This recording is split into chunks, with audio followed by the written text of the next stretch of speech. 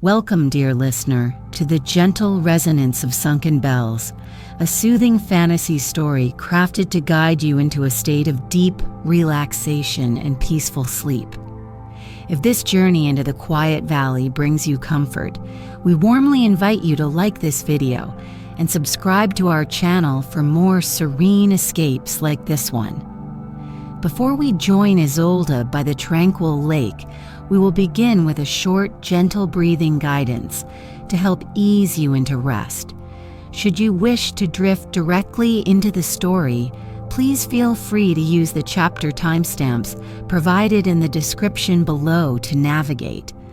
Please, find a comfortable position, perhaps nestled in your bed, feeling the gentle support beneath you. Allow your body to feel heavy and relaxed, releasing the day. You might adjust your pillow or draw your blanket a little closer, creating your own cozy haven.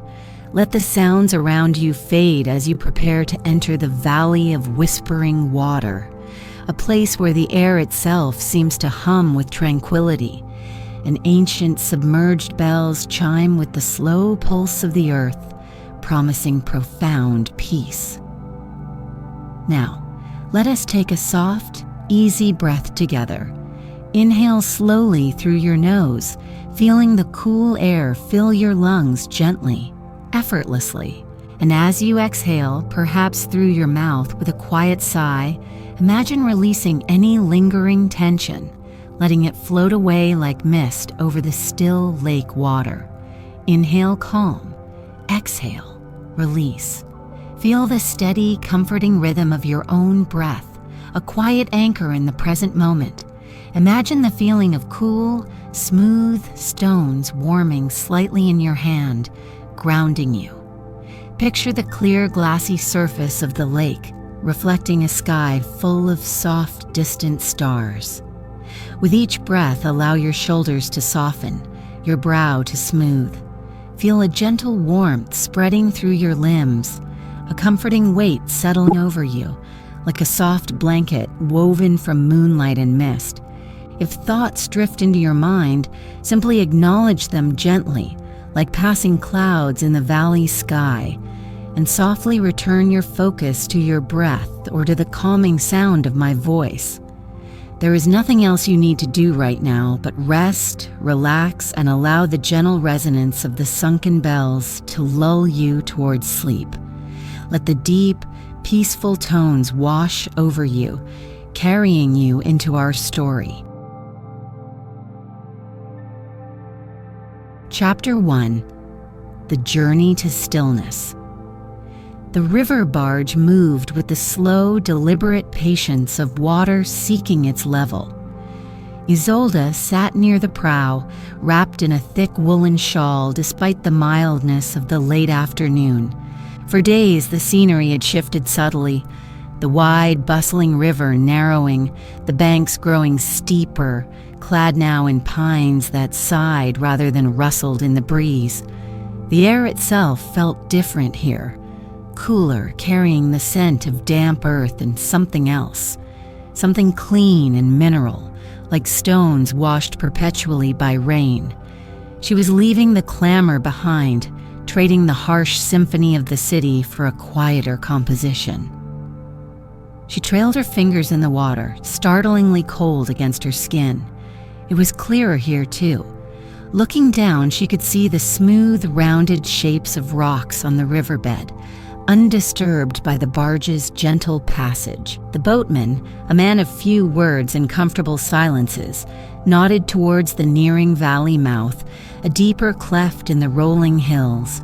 "Almost there," he murmured, his voice barely disturbing the quiet air. "Valley of Whispering Water. Lives up to its name, they say." Isolde drew her shawl tighter, not from cold, but from a tremor of anticipation mixed with weariness. The journey had been long, undertaken on the strength of fragmented stories, whispers of a place untouched by the frantic pace of the world, a sanctuary where anxieties might soften and unravel, a place where sunken bells chimed with a magic that eased the mind. It sounded like myth, like wishful thinking, but the noise in her own head had become unbearable, a constant grating static that frayed her nerves and stole her sleep. Any chance of quiet, however faint, was worth seeking. As the barge navigated the final bend, the valley opened before her. It wasn't grand or dramatic, but possessed a profound sense of enclosure, of being held. Hills rose on either side like protective arms, their slopes dense with conifers that seemed to absorb the sound. A pervasive mist clung to the lower reaches, softening outlines, making the world seem hushed and dreamlike. And then she heard it. Faintly at first, carried on the breeze that funneled down the valley, a low, resonant hum. It wasn't quite a sound, more a feeling, a vibration that seemed to bypass her ears and settle deep within her chest, somewhere beneath her ribs. It was the gentle thrum of a single, massive bell, struck softly and allowed to resonate into infinity. It was impossibly calming. Without conscious thought, Isolde felt the tight knot of tension in her shoulders loosen its grip just a fraction. She breathed out slowly, a sigh she hadn't realized she was holding. The barge nudged gently against a small, sturdy wooden landing stage. A path of smooth gray flagstones led upwards from the water's edge, disappearing into the mist towards a faint, warm light. A cottage window. Smoke curled lazily from its chimney, a thin gray ribbon against the darkening green of the pines. This was it. The air smelled intensely of pine needles and wet stone, clean and invigorating. Taking her small travel bag, Isolde stepped onto the solid ground. The flagstones felt cool and slightly damp beneath her worn boots. She paused, listening again.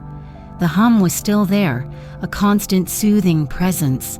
It seemed to weave through the mist, through the scent of pine, through the very fabric of the valley's quiet.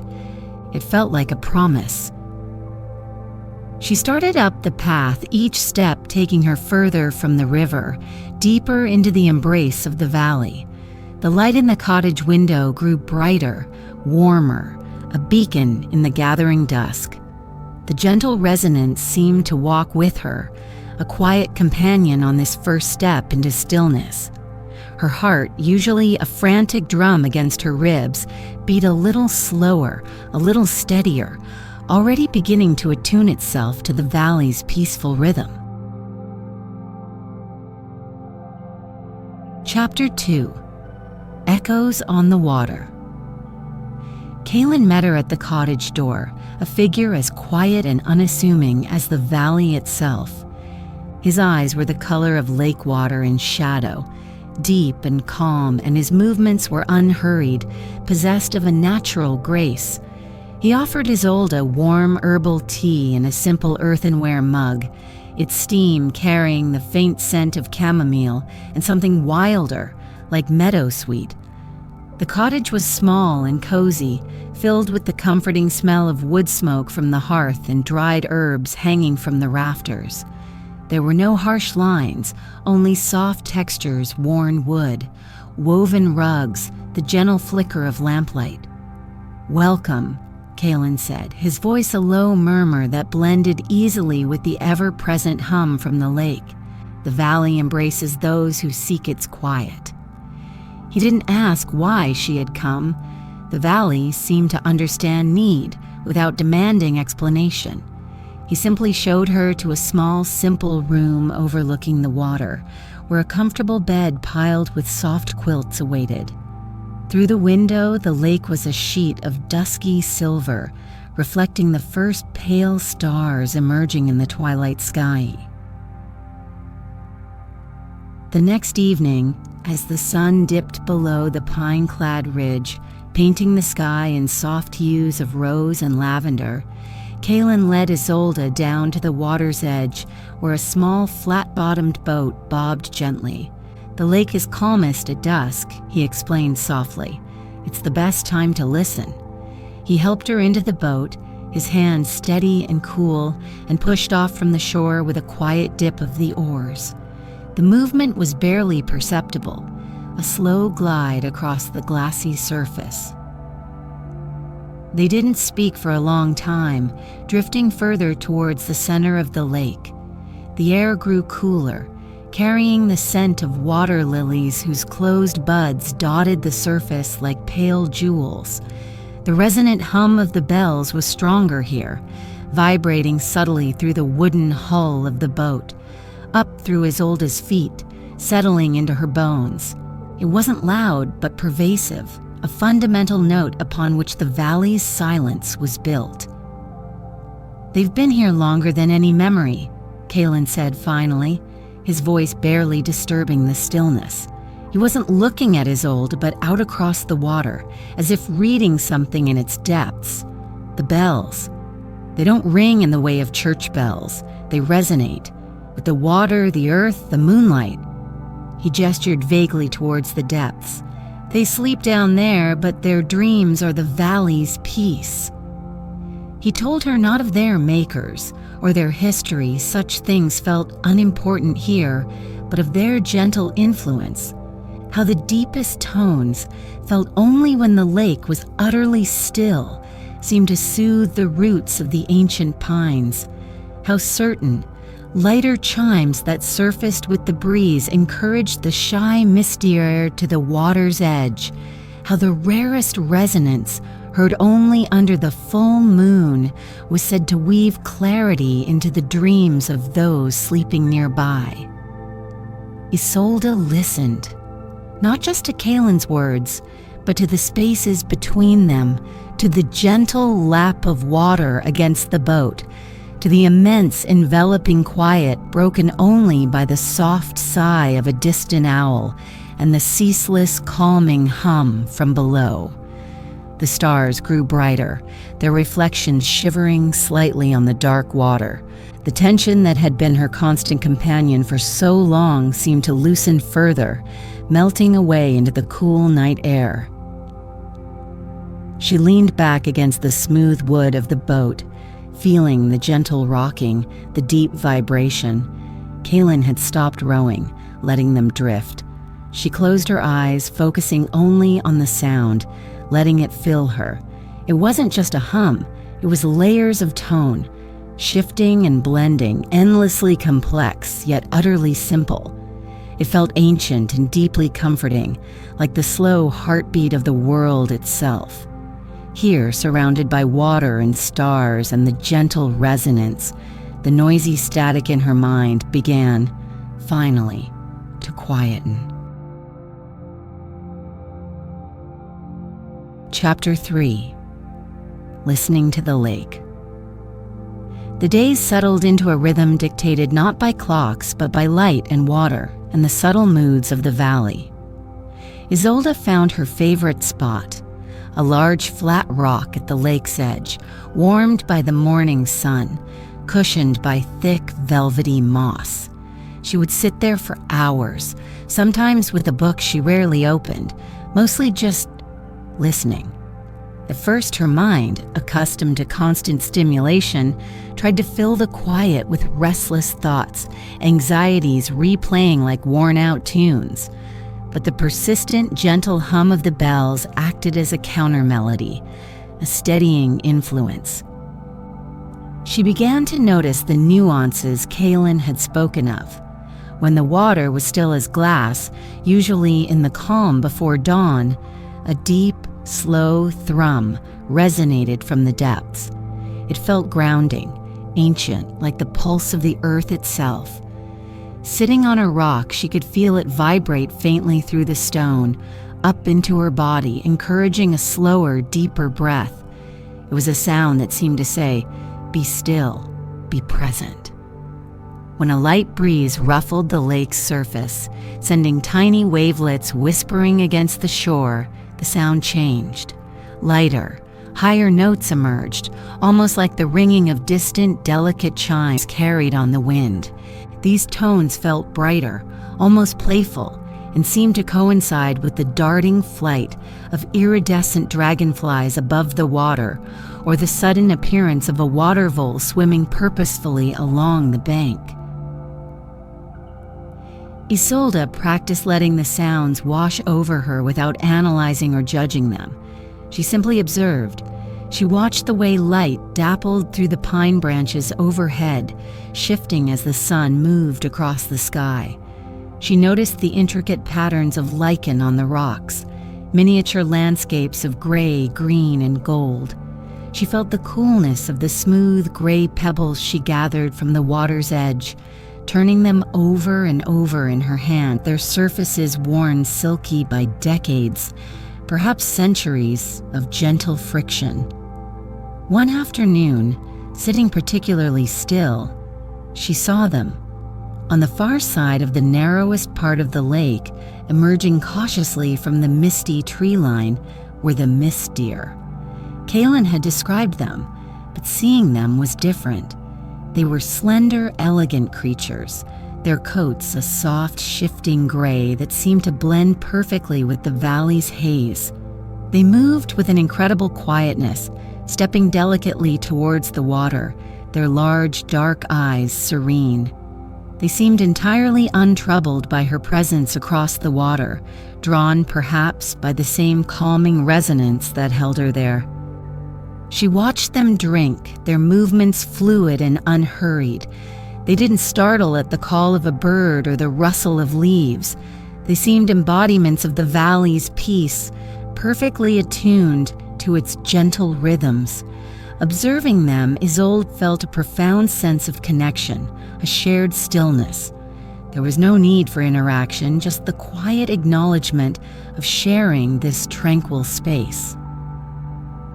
Slowly, painstakingly, Isolde was learning the language of the valley, a language spoken not in words, but in sensation, in subtle shifts of light and sound, in the patient unfolding of the natural world. She learned to appreciate the texture of bark, the scent of rain on dry leaves, the feeling of cool mist on her skin. The frantic energy she had carried within her for so long began to dissipate, replaced by a growing sense of quietude, a feeling of being gently held by the stillness of the lake and the steady, resonant hum of its hidden bells. Chapter 4. Threads of Waterlight. One evening, as the moon grew towards fullness, waxing into a luminous silver disk in the clear night sky, Kaylin led Isolde back down to the lake shore after their simple supper. He carried a small cloth-lined basket. "The moon is bright tonight," he said, his voice hushed with a quiet reverence. "The conditions are right. You might see the waterlight threads." He didn't take the boat this time. Instead, they walked along the water's edge to a place where the shore shelved gently, allowing them to wade a few steps into the cool, clear water. The lake was exceptionally still, mirroring the moon and the scattering of bright stars perfectly. The bell tones seemed deeper tonight, resonating with a particular clarity under the moonlight, a steady, hypnotic pulse. Kaylin pointed down into the water near their feet. At first, Isolde saw only the reflection of the moon, shattered into ripples by their slight movement. But as she held her breath and allowed her eyes to adjust, she saw them. Faint, shimmering lines of soft, silvery blue light seemed to weave through the water, emanating from the deeper parts of the lake where the bells lay submerged. They weren't solid, but ethereal, shifting and pulsing gently, like threads of captured moonlight being spun by unseen hands. "It happens when the moon is strong and the water is clear," Kaylin whispered, careful not to disturb the surface. "The light filters down, touches bells, catches on the minerals in the lake bed, and dances." It was mesmerizing. The threads twisted and coalesced, forming intricate, ever-changing patterns just beneath the surface. They seemed alive, imbued with a gentle, silent magic. Kalen stooped slowly, reaching into the shallow water. His hands moved with practiced ease, feeling along the smooth stones of the lake bed. After a moment, he straightened, holding out his palm towards Isolde. Resting there were several small, translucent pebbles, smoother and paler than the others on the shore.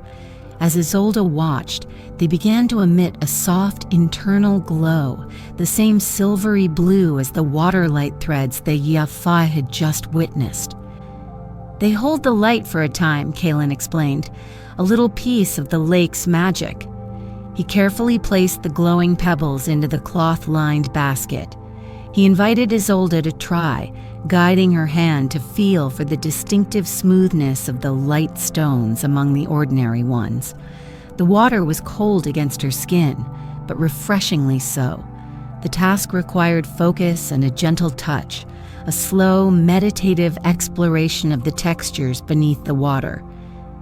They spent perhaps an hour there, wading slowly, collecting a handful of the softly glowing stones.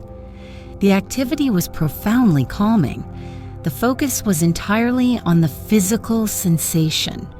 The cool water, the smooth stones, the gentle weight in the basket. All the while, the deep, resonant hum of the bells provided a soothing soundtrack, and the ethereal dance of the waterlight threads offered a silent spectacle of gentle beauty. Back in the cottage, Kalen placed the basket of glowing pebbles on a small table. They cast a soft, cool light, fainter than a candle but distinctly luminous, bathing the small room in a peaceful, otherworldly glow. Isolde held one in her hand, feeling its smooth coolness, watching the gentle light pulse within it. It felt like holding a captured piece of moonlight, a tangible reminder of the quiet magic woven into the fabric of the valley of whispering water. That night, she slept more deeply than she had in years. The soft glow of the stone on her bedside table, a gentle beacon in the darkness. The memory of the dancing waterlight threads weaving through her peaceful dreams. Chapter 5. Finding the Inner Resonance. Weeks had drifted by like fallen leaves on the lake's surface, each day softer and quieter than the last. The frantic energy Isolde had arrived with felt like a distant memory, a story belonging to someone else. The constant static in her mind had subsided, replaced by a quiet awareness, an appreciation for the simple, profound beauty of the valley. The time for her departure was drawing near, a thought that brought not anxiety, but a gentle melancholy, like the sigh of the wind through the pines on a calm afternoon. She rose before dawn on her last full day, drawn by the familiar pull of the lake. The air was crisp and cool, smelling of mist and damp earth. She walked down the familiar path, her footsteps making almost no sound on the soft ground. The valley was wrapped in its customary morning shroud of mist, thicker today, lending an ethereal quality to the familiar landscape. The lake was invisible, hidden behind the swirling white veil, but its presence was palpable, announced by the deep, resonant hum of the bells, which seemed particularly clear and steady in the pre-dawn stillness. Isolde found her moss-covered rock by touch, settling onto its cool, familiar surface. She closed her eyes, pulling her shawl tighter around her shoulders, and simply breathed. Inhale the cool, mist-laden air. Exhale a slow, easy release. She focused on the sound of the bells, not trying to analyze it, but simply letting it be, feeling the vibration settle within her. She thought back to her arrival, the desperate hope for a cure, for some external magic to fix the noise inside her. The valley, Kalen. The bells, they hadn't offered a cure in the way she'd imagined. They hadn't silenced the world outside, nor had they magically erased her anxieties. Instead, they had offered something quieter, more profound. Space. Space to breathe. Space to listen. Space to simply be. The bells, she realized, hadn't given her peace. They had shown her where to find it within herself. Their constant gentle resonance had acted like a tuning fork, helping her to find the corresponding frequency of quiet that had always existed within her, buried beneath layers of noise and tension. The valley hadn't healed her. It had provided the sanctuary where she could begin to heal herself, simply by learning to be still and listen. As the first hints of dawn began to pierce the mist, turning it from gray to pearly white, then to soft rose, the sun's warmth touched Isolde's face. It felt gentle, comforting. She opened her eyes. The mist was beginning to retreat from the lake's surface, revealing the still, glassy water. A pair of mist deer stood at the far edge, their forms softened by the remaining haze, watching the sunrise in silent communion. A deep sense of gratitude washed over Isolde. Gratitude for the valley, for Kaelin's gentle guidance, for the ancient bells sleeping beneath the water. But mostly, gratitude for the quiet resilience she had rediscovered within herself. The resonance was no longer just outside. She could feel its echo within her own chest, a calm, steady center she could return to, no matter where she was. She knew leaving the valley would be difficult, like leaving a part of herself behind, but she also knew she wasn't leaving empty-handed. She carried the memory of the Waterlight Threads, the feel of smooth stones, the scent of pine and mist. Most importantly, she carried the quiet hum within her, the gentle resonance she had learned to hear not just in the sunken bells, but in the stillness of her own peaceful heart. As the sun fully cleared the ridge, bathing the valley in warm golden light, Isolde smiled, a soft, genuine smile. She was ready.